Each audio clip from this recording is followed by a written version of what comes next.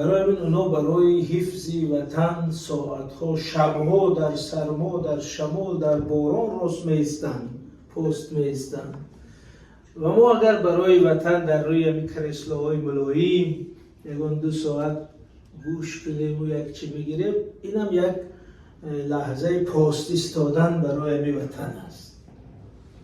خب از همین رو یعنی یک مقدمه بار دیگر از تشکیل کنندگان من سپاسگزاری خود رو اظهار میکنم و میریم روی همین موضوع. ببینید مفهوم وطنداری انسان است هم دیگر رو میخورد، دولت مکانیزمی تنظیم کننده است.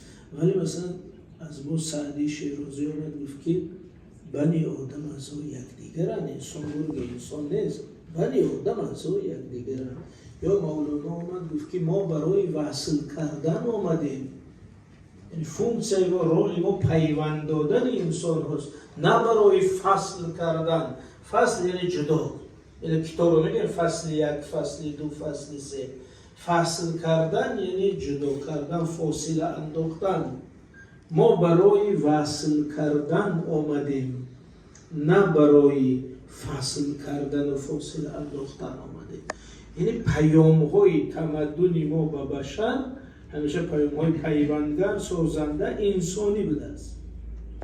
انا دوستان عزیز در کخ فرهنگ شهر خوجند همه جوانای فعال سرجم آمدیم. انا گازیت جوانو انا همه سرجم